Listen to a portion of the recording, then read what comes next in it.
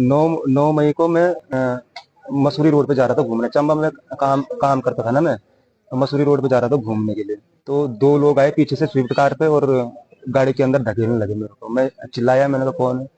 ऊपर से एक छत के ऊपर से एक औरत ने भी देखा था, और फिर ये बोलने लगी तूने एसएसपी को शिकायत दे रखी और एसएसपी ने तेरे को मिलने के लिए बुला रखा। तो मैंने शिकायत दे ही रखी थी सच में, मैंने सोचा सच में बुलाया होगा इन्होंने। फिर ले गए मेरे को, कद्दू खाल तक ले गए मेरे को। फिर आधे रास्ते में इन्होंने इंस्पेक्टर धर्मेंद्र तिलक और बाबू खान को फोन भी किया इन्होंने कि भाई अब इसको कौन से रास्ते से लाना है।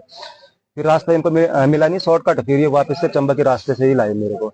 और फिर ये ले गए मेरे को कोटी कॉलोनी पुलिस स्टेशन में। यहाँ थोड़ी देर में बैठा, फिर थोड़ी देर बाद वहाँ आया धर्मेंद्र रोतेला इंस्पेक्टर। और जैसे ही वो आया, थप्पड़ थप्पड़ मारे मेरे को नंगा किया और डंडे से बेल्ट से मार मार के जब जब मेरी पेशाब निकल गई, तब ये इंस्पेक्टर धर्मेंद्र रोतेला बोलते हैं कि अभी इस पेशाब को पी की। फिर जब मना किया तो फिर उन्होंने पीटा, फिर मैं पीनी पड़ी वो मजबूरी में पेशाब पी। फिर मारते गए। फिर वहाँ कुछ देर बाद वो आया इंस्पेक्टर धर्मेंद्र, वो सब इंस्पेक्टर बाबू खान आया, संजीत कुमार आए। और जैसे ये बाबू खान आया तो लातों से मारने लगा मेरे को। फिर वो सबके जितने भी पुलिस वाले थे वहाँ, इंस्पेक्टर धर्मेंद्र उनके लगे ना, अब सबके जूते चाट गए। फिर सबके जूते चटवाए उसने मेरे से, जितने भी थे वहाँ कांस्टेबल, सब इंस्पेक्टर और इंस्पेक्टर, सबके मतलब जूते चटवाए उसने। फिर उसने बोला इंस्पेक्टर धर्मेंद्र ने आप तुम बाहर जाओगे। फिर सारे लोग बाहर गए। फिर उसने मेरे सर में पेशाब की, धर्मेंद्र रोतेला ने पेशाब की। तो तब फिर सब लोग मेरी पीठ उल्टा उल्टा कर रखा था मेरे को। फिर मेरी पीठ पे सबने पाँव रखा और फिर पाँव उल्टा करके डंडे मारे। जब हाथ पाँव इतने मोटे मोटे सूज गए, फिर एक ने इधर से पकड़ा मेरे को, एक ने इधर से पकड़ा कि अब चल के इधर उधर चलवाया उन्होंने, इधर उधर बहुत देर तक। फिर तो प्यास लगी, मैंने पानी मांगा पीने के लिए। तो एक कांस्टेबल है शेखर, गिलास में पानी लाया। तब ये इंस्पेक्टर धर्मेंद्र रोतेला क्या बोलता है, इस गिलास को इधर ला के। फिर उसने थूका उसमें, फिर मेरे को बोला कि अब पी की इसे। फिर उसने वो पानी पिलवाया मेरे को अपने थूक का। फिर हाथ में फ्रिज से उन्होंने बर्फ का गोला भी निकलवाया था, बर्फ का गोला भी पकड़वाया मेरे को। सर में जूते मारे, जूते चटवाए, पेशाब की, बहुत वो मतलब मारते गए। फिर ये ले गए मेरे को रात को 12:30 बजे जाग तिराए में ले गए मेरे को। और जाग तिराए में एक कांस्टेबल मेरा दाएं साइड बैठ रखा था, एक बाएं साइड बैठ रखा था। फिर ये उतरे बाबू खान और संजीत कुमार, और ये बाबू खान ब्लेड से अपने हाथ पे खरोज मारने लगा है। फिर इन्होंने मेरे को बाहर निकाला और मेरे हाथ में चाकू पकड़ा दिया इन्होंने एक। फिर मेरी वीडियो बनाने लगे। फिर ये जा रहे थे मेडिकल करवाने वहाँ नई टिहरी। जैसे ये जाग तिराए से 2-4 किलोमीटर आगे गए तो इनको पता नहीं किसका फोन आया कि अभी का प्लान कैंसिल करो, अब सुबह का प्लान बनाना है। फिर ये मेरे को कोटी कॉलोनी पुलिस स्टेशन में वापस ले गए, फिर मारा इन्होंने मुझे। देखिए, जो केशव थलवाल हम पर आरोप लगा रहा है कि उसके साथ जो है मारपीट हुई है और अमानवीय व्यवहार किया गया है, ये सब निराधार असत्य है। उसके साथ कोई ऐसा व्यवहार नहीं हुआ है। उसकी जो तहरीर थी, केशव थलवाल ने 21 तारीख को सीएम पोर्टल पर अपनी एप्लीकेशन डाली थी और उसने ये आरोप लगाए थे कि मेरी बहन अपनी न्यूड वीडियो बनाकर लोगों को दे रही है। और जब केशव थलवाल से ये पूछा गया कि आपके पास कोई ऐसी एविडेंस है कि जिसमें आपकी बहन ऐसी न्यूड फोटो डाल रही है तो आप हमें दें। उनके द्वारा ऐसी कोई हमको ना तो कोई वीडियो दी गई, ना कोई ऐसा लिंक शेयर किया गया जिसमें कि कोई ऐसे फैक्ट आते। और उन्होंने जिस तहरीर में जिस व्यक्ति का नाम लिखा था वो उन्हीं का रिश्तेदार है कि मैंने उनके फ़ोन में ये वीडियो देखी। तो पुलिस ने उनके पास जाके भी जांच की, उनका फ़ोन चेक किया तो उनके पास कोई ऐसी वीडियो नहीं थी।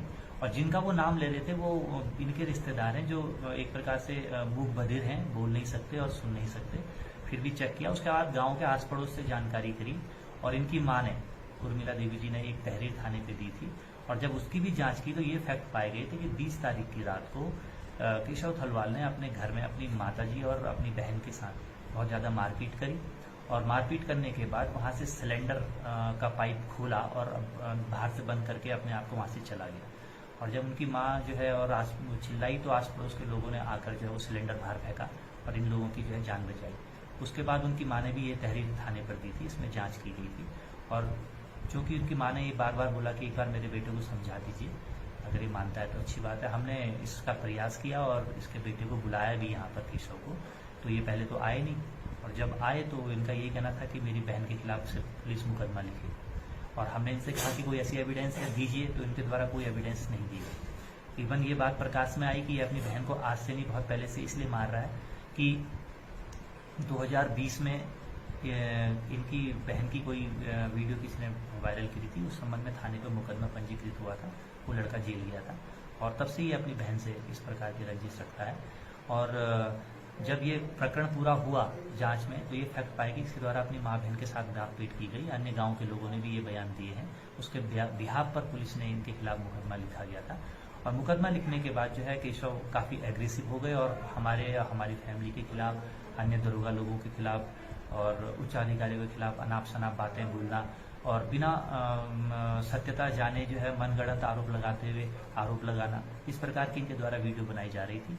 और जब इनको हमने यहाँ पर 41 का नोटिस शामिल करने के लिए बुलाया तो ये उपस्थित नहीं आए, इसलिए आप पर माननीय न्यायालय से NBW लेके इनके खिलाफ जो है अग्रिम कार्रवाई की गई और दौरान गिरफ्तारी इनके द्वारा जो है पुलिस पर हमला किया गया था, उसका अलग से मुकदमा पंजीकृत है और उसके बाद इसको हम पुलिस द्वारा जो है जेल अरेस्ट करके जेल भेजा गया। देन अब ये आरोप लगा रहे कि मेरे साथ जो है पुलिस ने अमानवीय व्यवहार किया, मारपीट करी, तो पुलिस ने इनका अरेस्टिंग से पहले एक मेडिकल प्रोसीजर होता है वो किया और अगर इनको इतना वो था तो ये माननीय न्यायालय के समक्ष इस बात को कहते या अपना मेडिकल करवाते, जेल में अपना मेडिकल करवाते, तो इनके द्वारा ऐसा कुछ नहीं किया गया। अब चूंकि ये बाहर आ गए हैं और भी फिर से इसी प्रकार के आरोप प्रत्यारोप लगा रहे हैं कि मेरे साथ मारपीट करी और अमानवीय व्यवहार किया, क्योंकि आप अपनी तरफ इसलिए लोगों को आकर्षित कर रहे हैं कि मारपीट ना कह के ये कहना कि मेरे साथ जो है मलमूत्र मेरे पे किया और मेरे साथ अमानवीय व्यवहार किया, ताकि एक सद्भावना मेरी तरफ जगह, जबकि इसमें बिल्कुल असत्यता है। ऐसा कोई इसके साथ दुर्व्यवहार नहीं किया गया। और जब इनके बारे में केस स्टडी करी गई तो यह आज से नहीं, लगभग 2020 से ऐसी वीडियो बना रहे हैं। पुलिस विभाग के अलावा अन्य विभाग के अधिकारी कर्मचारियों को भी इनके द्वारा इसी प्रकार से एक वीडियो बनाकर उनको प्रताड़ित किया जा रहा है। हर आदमी एक जैसा नहीं होता है, लेकिन सबको एक ही तराजू पे तोलना ये भी ठीक नहीं है।